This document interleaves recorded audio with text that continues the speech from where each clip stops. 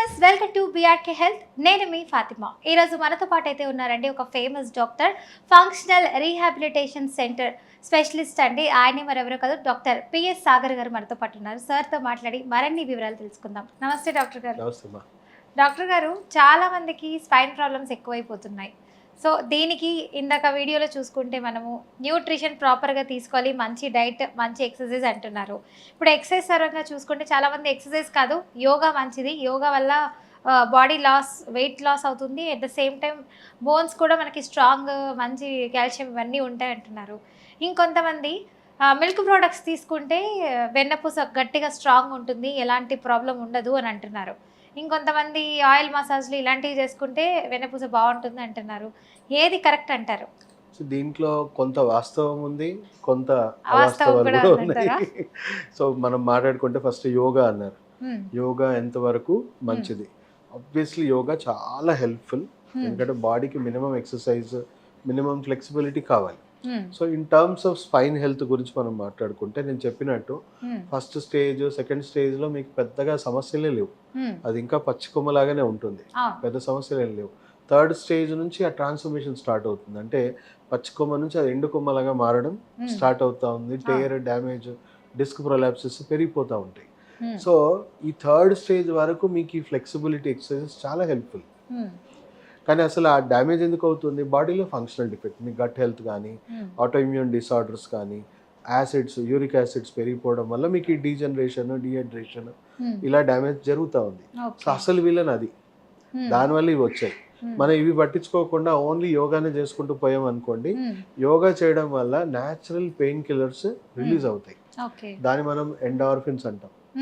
So endorphins చాలా powerful pain killer. కాబట్టి మనం థర్డ్ స్టేజ్ నుంచి ఫోర్త్ స్టేజ్కి వెళ్ళిపోయే దాకా కూడా మనం పెయిన్ మేనేజ్మెంట్ చేసేసుకుంటున్నాం.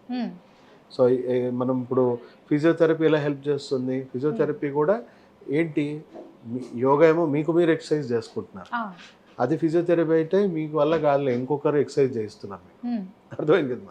సో అల్టిమేట్గా ఎక్సర్సైజ్ అది కూడా. సో అక్కడ చేయించడం వల్ల న్యాచురల్ పెయిన్ కిల్లర్స్ కొంతవరకు రిలీజ్ అయ్యి మీరు ఏ భ్రమలో ఉంటున్నారు, డ్యామేజ్ అయిపోయిందని, బాగుందని అనుకుంటున్నారు. బట్ ఫ్యాక్ట్ ఏంటంటే రోజు రోజు డీజనరేషన్ పెరుగుతూనే ఉంది. ఇంకా ఫోర్త్ స్టేజ్ దాటాక మీకు బేసిక్ థింగ్స్ కూడా మిమ్మల్ని ఇబ్బంది పెడతాయి. ఎక్కువసేపు అలాగా నిలబడ్డా, నిల్చున్నా, కొంచెం స్ట్రెయిన్ అయినా, ఇంకా ఫ్లెక్సిబిలిటీ ఎక్సర్సైజెస్, యోగా దేవుడికి ఎరుగు, ఇంకా అంత దాకా పోతే మొత్తం చిరిగిపోతుంది, డ్యామేజ్ అవుతుంది, బెడ్ మీద నుంచి కూడా లెవెల్. ఇప్పుడు ఎక్స్పర్ట్స్ అంటే అన్ని యోగాలు చేసేస్తారండి, ఎక్సర్సైజ్లు. నార్మల్ పీపుల్ అలా కాదు కదా, స్టార్టింగ్ ట్రైనర్ అదే జాయిన్ అయిన వాళ్ళు అయితే కష్టమే. సో బాబా రామ్దేవ్ గారు చేసే యోగా ఒలింపిక్స్ లెవెల్, అందరికి ఆ స్థాయి మనకు అవసరం లేదు. ఒక కామన్ మ్యాన్ కి కావాల్సింది చాలా బేసిక్ యోగా, అర్థమైంది కదా. సో కామన్ మ్యాన్ వేరు, అథ్లీట్స్ వేరు. అథ్లీట్స్ లెవెల్లో అందరం ఫిట్నెస్ అవసరం లేదు మనకి, లిటరల్గా చెప్పాలంటే. ఒక common man day to day టాస్క్కి ఎంత ఫిట్నెస్ అవసరం, ఎంత ఎక్సర్సైజ్ అవసరమో అంత అవసరమే. సో ఇన్ టర్మ్స్ ఆఫ్ మనం స్పైన్ హెల్త్ గురించి మాట్లాడుకుంటే, మనం థర్డ్ స్టేజ్ కొంత ఫ్లెక్సిబిలిటీ, రిలీఫ్ వస్తున్నంత వరకు yoga is good. But third stage దాటిపోయాక ఇట్ ఈస్ నాట్ గుడ్. తర్వాత మీరు అడిగిన క్వశ్చన్, మిల్క్ ఎంతవరకు హెల్ప్ఫుల్? మిల్క్ అనేది మనం మాట్లాడుకుంటే అది ఎవరి కోసం, ప్రకృతి సహజంగా ఎవరి కోసం తయారైంది? మనిషి కన్సంప్షన్కా లేదా దాని దూడ కన్సంప్షన్కా? దేనికోసం ప్రకృతి తయారు చేసింది? సో దాంట్లో చాలా ఇంక్రెడిబుల్గా హై కాల్షియం, తర్వాత హై హార్మోన్స్, గ్రోత్ హార్మోన్స్ ఇవన్నీ ఉంటాయి. సో హ్యూమన్ కన్జ్యూమ్ చేస్తే ఏం జరుగుతుంది? అంత రిక్వైర్మెంట్ ఉందా మనకి? అంత హై కాల్షియము మనం దాన్ని డైజెస్ట్ చేసుకునే శక్తి ఒకప్పుడు ఉండేదేమో, మేబీ అందుకే మన పూర్వీకులు బాగా తాగి బలంగా ఉన్నారు. బట్ ఇప్పుడున్న మనిషి దాన్ని డైజెస్ట్ చేసుకునే శక్తి మనలో తగ్గిపోయింది. సో పాలు మనిషికి ఎప్పటి వరకు అవసరము, జంతువులకు ఎప్పటి వరకు అవసరము? Only till the weaning period, అంటే మనం చైల్డ్హుడ్ ఒక లిమిట్ వరకు మనకు రెనిన్ గ్లాండ్ ఉంటుంది, దాన్ని అబ్జర్వ్ చేసుకొని దాని నుంచి కన్వర్ట్ చేసుకునే శక్తి ఉంటుంది. అంటే చాలా మంది పిల్లలు ఆడుకోవడము, కింద పడడం ఇలాంటివి చేస్తూ ఉంటారు కాబట్టి బలమైన ఆహారం తీసుకోవాలని మిల్క్ ఇలాంటివి పెడుతూ ఉంటారు. కొంతమంది పిల్లలు తాగకుండా దాని వల్లనే, అంటే లోపం వల్ల ఏదో సమ్ కాల్షియం ఇలా తగ్గిందని చెప్పి వెన్నపూస నొప్పులు వచ్చేస్తున్నాయి అంటుంటారు. సో మిల్క్ అన్నది శ్రేష్టంగా తీసుకోవాలంటారా, వద్దంటారా? 5-6 years వరకు మరి చూసుకుంటే, చిన్న పిల్లలే మీరు చూడండి, పాలు కక్కారనుకోండి, పాలే బయటకు వస్తున్నాయా, పెరుగు వస్తుందా? కర్డ్ రూపంలో వస్తుంది. ఎందుకు? అది చేంజ్ అయింది. అది లాక్టిక్ యాసిడ్ కింద కన్వర్ట్ అయిపోయింది, లాక్టోస్ నుంచి లాక్టిక్ యాసిడ్. సో ఇప్పుడు పెద్దగా అయిపోయాక మనకు అది లాక్టిక్ యాసిడ్ కింద కన్వర్ట్ చేసే, ఫర్మెంట్ అయ్యే కేపబిలిటీ మన బాడీలో లేదు. సో అది పాల రూపంలోనే ఉంటుంది. సో ఇప్పుడు అప్పటితో కంపేర్ చేస్తే గట్ హెల్త్ చాలా పూర్గా ఉంది, దాన్ని జీర్ణించుకునే శక్తి లేదు. సో దానివల్ల యాసిడ్స్, యూరిక్ యాసిడ్స్ విపరీతంగా పెరుగుతున్నాయి. అంటే స్టడీస్ ప్రకారం ఏం చెప్తుందంటే కాల్షియం రావడం కంటే పోవడం ఎక్కువైపోతుంది మిల్క్ కన్స్యూమ్ చేయడం వల్ల.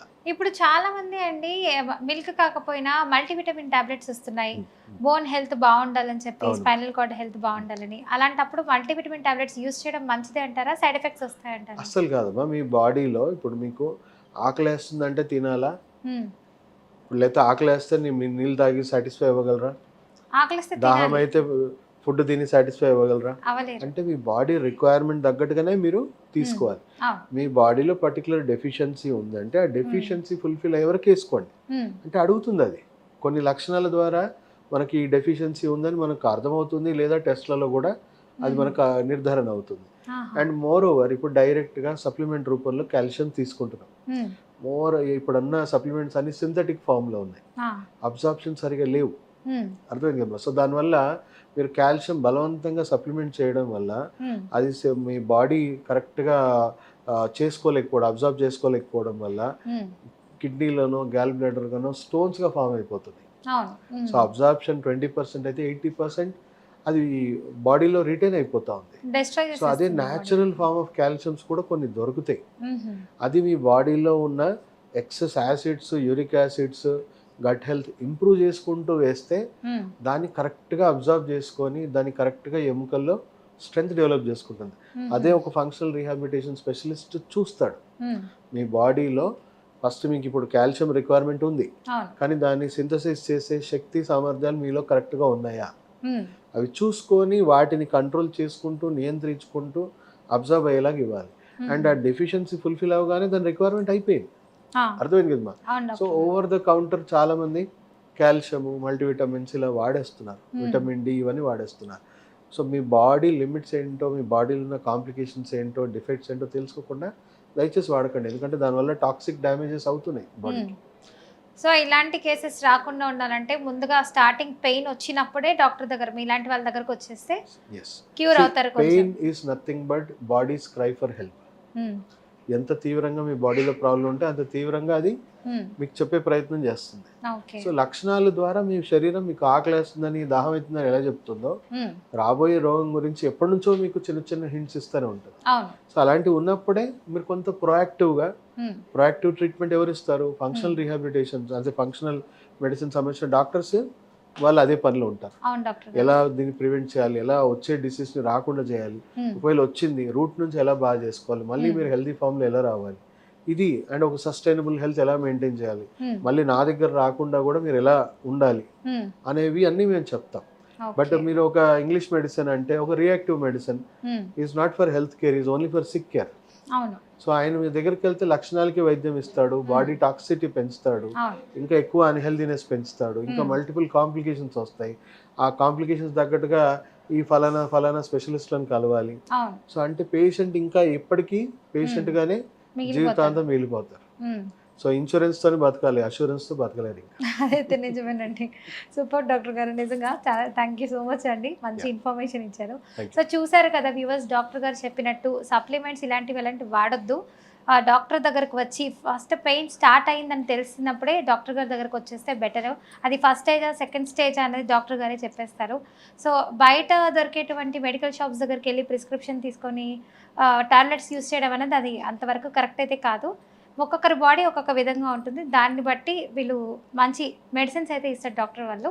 సో ఇంకా ఏదైనా డౌట్స్ ఉంటే కింద కామెంట్ రూపంలో తెలియజేయండి. లేదు డాక్టర్ గారితోనే మేము మాట్లాడాలి అని అనుకున్న వాళ్ళు వెంటనే కింద స్క్రోల్ అవుతున్న నెంబర్కి కాల్ చేయండి. థ్యాంక్ యూ డాక్టర్ గారు.